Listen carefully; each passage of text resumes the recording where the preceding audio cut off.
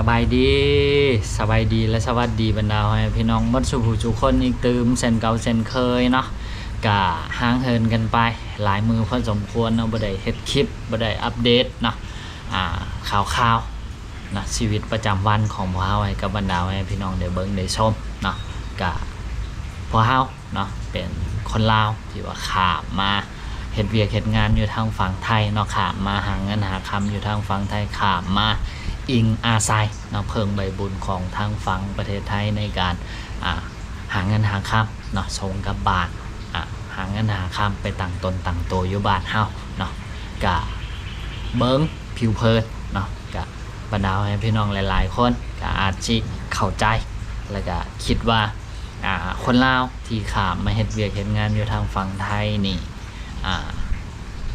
โชคดีสุดละเนาะที่ว่ามีโอกาสได้ข้ามมาเฮ็ดเวียกเฮ็ดงานอยู่ทางฝั่งไทยเนาะกะในอีกมุมหนึ่งเนาะอันนี้ก็คือแม่นความจริงแต่ในอีกมุมหนึ่งเนาะก็มีบางสิ่งบางอย่างที่มันเป็นความทุกข์เนาะที่หลายๆคนอาจจะบ่เคยได้ยินอาจจะบ่เคยรู้จักเนาะว่ามันมีความทุกข์แบบนี้อยู่เนาะที่เป็นความทุกข์ของบรรดาพี่น้องเนาะหลายๆคนบ่เฉพาะแต่ที่เป็นคนลาวเนาะที่ออกจากบ้านจากเมืองออกมาเฮ็ดเวียกเฮ็ดงานอยู่ไกลบ้านไกลเมืองน่ะเนาะก็คือก่อนหน้านี้พอเฮาก็บ่เคยคิดว่าสิรู้สึกจังซี่นะเนาะแต่ว่ามันมีเรื่องเนาะที่เฮ็ดให้พอเฮารู้สึกว่าเวลาที่ว่าพอเฮามาเฮ็ดเวียกเฮ็ดงานอยู่ไกลบ้านนะบ่ว่าสิอยู่ไทยหรือว่าสิอยู่ไสก็อย่ามันสิมีความทุกข์อันนึงเนาะที่เฮาอาจจะบ่สามารถหลีกเลี่ยงได้นะเนาะเพราะว่าการมาของพวกเฮาก็คือมาเป็นเวลาดดเนาะก็อาจสิมีความรู้สึกจังซี่เกิดขึ้นเป็นบางครั้งบางคราวเนาะก็คือช่วง2-3 มื้อก่อนหน้านี้เนาะทางลูกสาวเนาะลูกสาวของทางเบาดำกับสาวนี่เกิดบ่สบายเนาะก็คือจังที่หลายๆคนฮู้แหละว่าเบาดำกับสาวนี่ก็คือสร้างครอบครัวนำกันแล้วก็มีลูกสาวอยู่ผู้นึงเนาะอายุอยู่ประมาณราวๆ2 ปีปลายเนาะน้อยนึงเกือบสิ3 ปีเนาะก็ลูกสาวก็ยังน้อยนะแล้วก็ช่วง 2-3 มื้อก่อนหน้านี้ลูกสาวก็เกิดบ่สบายเนาะมีเจ็บท้องแล้วก็ท้ายแล้วก็นะก็ลักๆก็คือ3อย่างนี่แหละเนาะแล้วก็บัดนี้พวกเฮาก็พยายามเนาะรักษาอยู่เขตบ้านเฮาหั่นแหละไปสุขศาลามาที่แรกก็คือไปสุขศาลาเท่านึงแล้วก็ได้ยาได้นั้นมากินเนาะก็มากินฟังเบิ่งอาการอยู่กับอาการยังบ่ทันดีขึ้นเฮาก็โดยความเป็นห่วงเนาะลูกสาวก็เลยบอกทางแม่เนาะอยู่บ้านพาไปห้องหมอเนาะพาไปห้องหมออยู่บ้านเฮานั่นล่ะเป็นห้องหมอที่ว่าใหญ่ที่สุดอยู่ในเขตบ้านเฮาเนาะก็ไปหมอเพิ่นก็ให้ยาให้นั่นมากินเนาะกะให้ยามากินแล้วก็ยังบ่แค่เนาะผ่านไปประมาณมื้อนึง2 มื้อก็ให้นอนอยู่บ้านเบาดำนั่นแหละเนาะนอนอยู่บ้านเบาดำฟังอาการอยู่ประมาณคืน1 2 คืนก็ยังบ่ดีขึ้นแล้วก็พอฮอดมื้อประมาณมื้อซื่นเนาะประมาณ2 มื้อก่อนหน้านี้ประมาณอยู่ตี 2 ตี 3เนาะทางแม่เฒ่าอยู่ทางบ้านก็โทรมาทั้งคืนนั่นแหละป่องโทรหาทางเบาดำกับทางสาวนี้ก็โทรหาเนาะเลยก็โทรบ่รับนะว่าพอเฮาก็นอนเนาะก็ปิดเสียงปิดนั่นแล้วก็ตั้งมงปลุกเอาไว้เนาะเพราะว่าเฮาเข้าเวียกเข้างานก็คือจะต้องได้ตื่นประมาณตี 4เนาะตี 3:50ตี 4ของทุกๆมื้อก็คือตั้งมงปลุกไว้ประมาณนั้นก็นอนก็บ่ได้ยินเนาะแล้วก็จนสาวนี้มันได้ยินรับเนาะ ก็คือทางแม่เฒ่าอันโทรหาลูกสาวอันยังบ่แค้นยังบ่ดีวางคืนที่โทรมาแหละเนาะก็คือตอนคืนตื่นมาแล้วก็ยังหากอยู่หากแล้วก็ท้องมือหนึ่งก็3-4 เทื่อยังบ่แค้นยังบ่มีวีแววว่าสิดีขึ้นทั้งที่ก็หาหมอหายังกินยากินไม่ยังแล้วนะแต่ก็ยังบ่มีวีแววว่าสิดีขึ้นเราก็เนาะเป็นห่วงหลานสาวหันก็โทรมาหาพวกเขาทั้งคืนพวกเขาก็ตกใจเนาะคือโทรมาดึกมาดื่นเนี่ยก็ฮับก็โอ้ล้มกันไปกันมากก็คือจังที่เราสู่ฟังเนาะลูกสาวก็หากตื่นนอนมาเมื่อคืนแล้วก็อยากกินข้าวอยากกินหันอยากกินนี่ก็กินใช้แล้วก็หากกินไม่ยังใช้ก็ออกกินไม่ยังใช้ก็ออกนะแล้วบัดนี้เด็กน้อยเป็นไข้เจ็บท้องท้องหากอยู่ประมาณ 2-3 มื้อเนาะพวกเขาก็เป็นห่วงนั่นแหละเนาะหัวอกของคนเป็นพ่อเป็นแม่ของคนเป็นพ่อเฒ่าแม่เฒ่าของคนเป็นปู่เป็นย่าก็เป็นห่วงก็บ่าวดำกับสาวนี้ก็เลยบอกแม่เฒ่าความจริงก็ล้มกันตั้งแต่มือก่อนหน้านั่นแหละเนาะตัดสินใจได้บอกแม่เฒ่าว่าคันถ้าว่ายังบ่ดีบ่แค้นก็เอามาทางฝั่งไทยซะเอามารักษาอยู่ทางฝั่งไทยไปคลินิกหรือว่าสิไปโรงหมอไปเมียงจิเนาะก็อยากให้พามาเพราะว่าพวกเฮาก็อยู่ไกลนะเนาะแล้วก็การที่ว่าสิกลับไปเบิ่งลูกเบิ่งเต่าสิพวกเฮาก็เฮ็ดบ่ได้ไปบ่ได้เนาะเพราะว่าถ้าหากว่าพวกเฮาสิออกเดินทางแต่พี่ไปนะใช้เวลาเป็น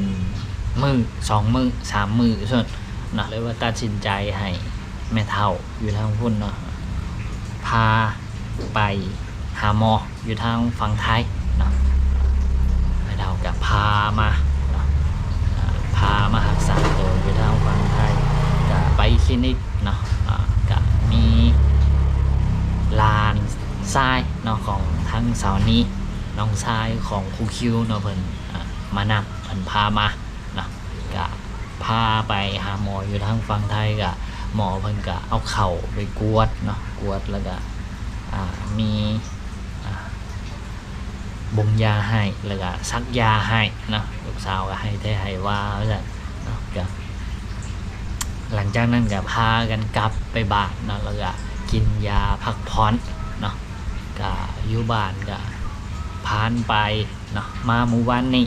แล้วก็ตกมามือไหมเนาะก็โทรหาก็อาการดีขึ้นแล้วเนาะพอเฮาก็โล่งอกเนาะดีใจคือแบบ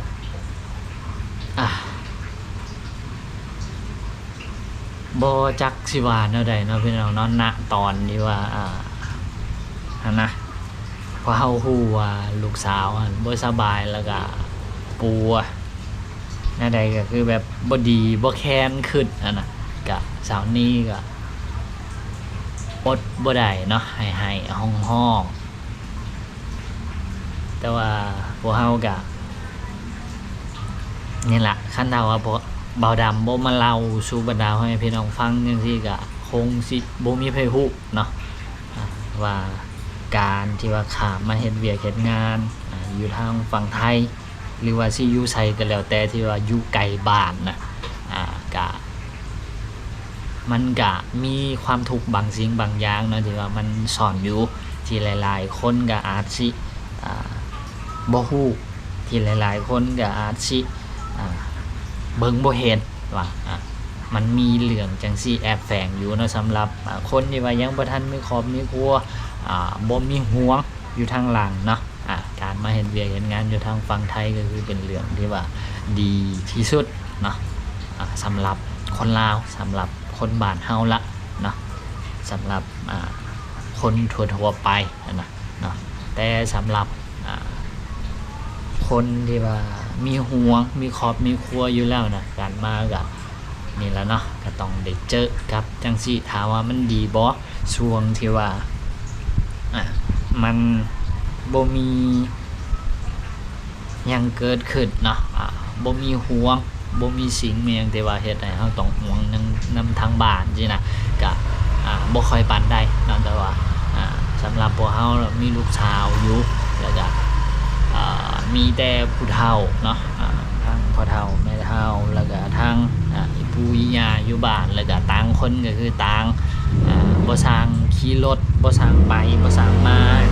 การที่ว่าสิพากันไปห้องหมอไปรักษาก็ค่อนข้างสิยากนะก็เรื่องนี้แหละก็เลยเฮ็ดให้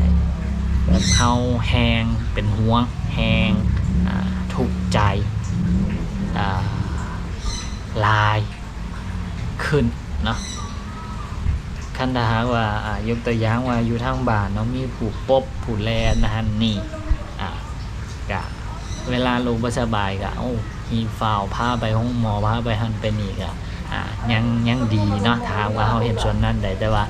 ในช่วงเวลาที่เฮาบ่อยู่เนาะพ่อก็บ่สั่งขี่รถแม่ก็บ่สั่งขี่รถเนาะก็มีแต่เอื้อยๆอ้ายๆน้องๆเนาะที่เพิ่นพอสิว่าสิพาไปหันไปนี่ได้แล้วบางครั้งบางคราวเนาะเพิ่นก็ออกไปเวียกเพิ่นออกไปหันไปนี่อาจสิบ่ทวงบ่ทันนั่นน่ะแล้วความทุกข์มกทุกข์ใจมันก็เลยมาลงที่พวกเฮาทั้งหมดนะคือบางครั้งก็คิดไปถึงกันว่าคันเฮาบ่มาพี่ก็เฮาก็คงสิพาลูกสาวไปหาหมอได้พาลูกสาวไปหันไปนี่ได้แบบไวๆนะก็นั่นล่ะแล้วก็หลายแนวเนาะก็คือจังที่เราไปบางเดือกับเรือมุกเรือใจทุกมุกทุกใจบ่ช่างสิเฮ็ดแนวใดเอ็นดูลูกสาวเนาะบ่สบายตัวน้อยๆก็เช้านี้ก็เป็นไห้เป็นห้องคือว่าเนาะให้สะอึกสะอึกก็เฮ็ดหยังบ่ถึกเลยน่ะเนาะพี่น้องเนาะบ่ดำก็เฮ็ดหยังบ่ถึกก็แต่ว่าเรื่องให้เรื่องบ่ดีเนาะตอนนี้ก็คือค่อยๆผ่านค่อยพ้นไปแล้วลูกสาวก็อาการดีขึ้นเนาะค่อยๆดีขึ้นกินข้าวกินน้ำปกติบ่หากบ่เจ็บท้องแล้วนั่นหลังจากที่แม่เฒ่าเพิ่นพาข้ามมารักษาที่ทางฝั่งไทยเนาะก็ประมาณนี้เนาะสำหรับเรื่องราวที่อยากมาเล่าสู่บรรดาพี่น้องฟังในมื้อนี้เนาะก็ผิดพลาดประการใดเนาะก็ต้องกราบขอโทษขออภัยนำบรรดาให้พี่น้องหลายๆเนาะบ่ดำบ่ได้มีเจตนาอย่างอื่นที่ว่าการมาอยู่ทางฝั่งไทยมันบ่ดีเนาะสำหรับคนที่ว่ามันบ่มีห่วงมันยังนี่ก็คือแบบดีสุดเนาะแต่ว่าสำหรับคนที่ว่ามีห่วงคือจังพวกเฮาสิก็ค่อนข้างจะลำบากใจพอสมควรเนาะในสถานการณ์จังซี่เนาะก็ประมาณนี้สำหรับ EP นี้ก็ขอตัวลาไปแล้วเนาะไว้พบกันใหม่ใน EP ต่อไปสบายดี